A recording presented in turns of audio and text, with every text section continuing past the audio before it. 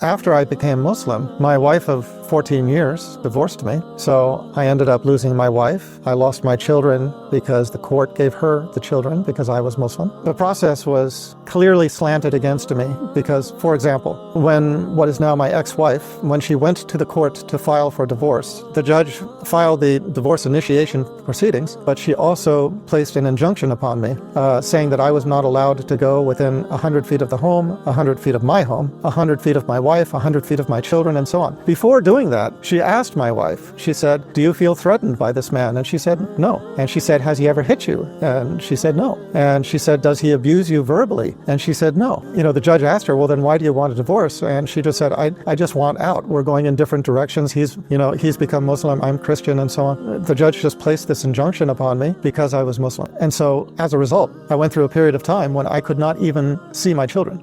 Just to give you a full picture of how humiliating the process was, the court made it so that in order for me to see my children, I had to hire a bodyguard. I had to hire a bodyguard to be present to protect my children from me. That's how much they humiliate the father in these circumstances. And this despite the fact that no history of verbal abuse, no history of physical abuse, no threatening behavior, nothing. My wife just went along with it. So in any case, what else did I lose? The house, the wife, the children, the car, the property.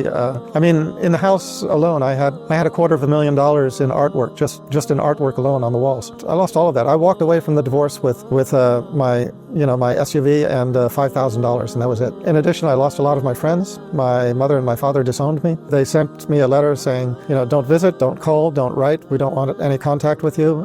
You're out of the will, et cetera, et cetera. And that was that. Now, the nice thing about that story is that many, many years later, we were able to communicate. As they became older, we improved our relationship to the point where both of them individually made shahada before they passed. Both of my parents have passed. Each one individually made shahada, and I hope that Allah accepts that from them.